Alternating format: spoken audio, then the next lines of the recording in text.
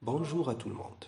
Aujourd'hui, je vous présente une activité qui s'intitule Utiliser les adjectifs qualificatifs. Dans cette activité-là, nous allons voir deux chapitres ou deux grands éléments. La fonction de l'adjectif par rapport à son emplacement dans la phrase, puis l'accord de l'adjectif qualificatif avec le nom qu'il qualifie. Donc ici, comme vous voyez, la fonction de l'adjectif par rapport à son emplacement dans la phrase. Je vous présente maintenant le support qui sera donc sujet d'analyse. Ma cousine Fatima était forte quand elle faisait régulièrement du sport. Ma cousine Fatima était une fille forte. Puis, forte, ma cousine Fatima battait beaucoup de records dans les sports scolaires. Nous allons passer dans la première fonction d'attribut. Pour découvrir cette fonction, nous allons décortiquer cette phrase. Ma cousine Fatima était forte quand elle faisait régulièrement du sport. Donc cette phrase se compose du nom qualifié, ma cousine Fatima, le verbe d'état, être, puis forte, qui est l'adjectif qualificatif attribut. Qu'est-ce qui fait de l'adjectif forte un adjectif qualificatif attribut? C'est donc le verbe d'état qui se place entre le nom, comme vous voyez ici, entre le nom ici, et le verbe être, le verbe d'état être. Donc, ce verbe d'état qui se place entre les deux, entre le nom et forte, qui est l'adjectif qualificatif, fait de l'adjectif qualificatif forte un adjectif qualificatif attribut, comme vous voyez sur cette description. Je vous laisse le temps de lire et de découvrir.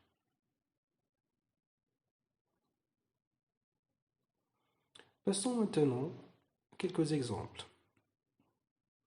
Donc cette voiture est rapide, ce chien semble malade, elle paraît triste, il a l'air hésitant.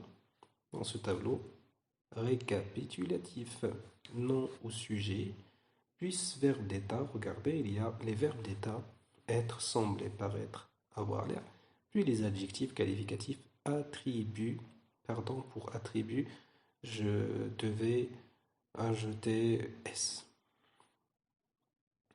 Je passe. Fonction d'épithète, la deuxième fonction. Dans cette phrase, ma cousine Fatima était une fille forte. Donc, comme vous voyez ici, cette phrase se compose aussi d'un verbe d'état, regardez-le, puis le nom qualifié. Regardez, nous avons aussi ma cousine Fatima, mais le nom qualifié ici, c'est plutôt une fille. Puis nous avons forte, qui est l'adjectif qualificatif. Il est épithète, pourquoi? Donc l'adjectif qualificatif forte est placé à côté du nom une fille,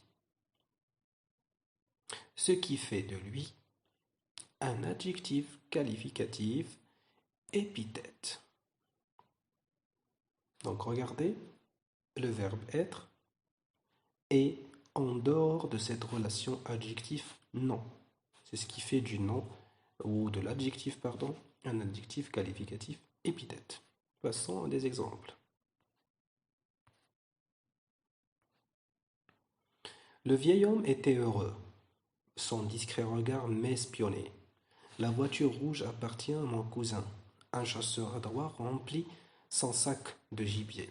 Donc, comme vous voyez ici, il n'y a pas place à un verbe d'état. Donc, les adjectifs sont placés côte à côte avec les noms qu'ils qualifient. Passons à la fonction d'apposer. Cette fois-ci, la fonction d'apposer. Pour la découvrir, nous allons lire cette phrase-là. Forte, virgule, ma cousine Fatima battait beaucoup de records dans les sports scolaires. Regardez l'adjectif, puis une virgule, et ensuite le nom qualifié. Donc, il y a l'apparition d'une virgule là. Donc, la virgule qui sépare l'adjectif du reste de la phrase, qui sépare vraiment l'adjectif du nom qualifié, fait de cet adjectif-là un adjectif qualificatif apposé. Un peu de temps pour découvrir.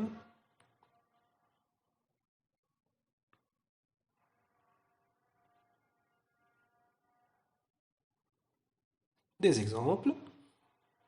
Ce joueur, virgule, rapide, virgule, dribble tous les joueurs. Donc ici, nous avons un rapide, un adjectif qualificatif apposé entre deux virgules. Puis, intelligent, virgule, ce garçon ne cède pas devant une opération mathématique. Donc, ce garçon, c'est le nom qualifié, mais intelligent est séparé avec cet adjectif par une virgule, ce qui fait de l'adjectif un adjectif apposé. Cette fille, élégante, entre deux virgules, attire les yeux éblouis des passants. Voilà pour cette séance les éléments que vous devrez savoir. Merci.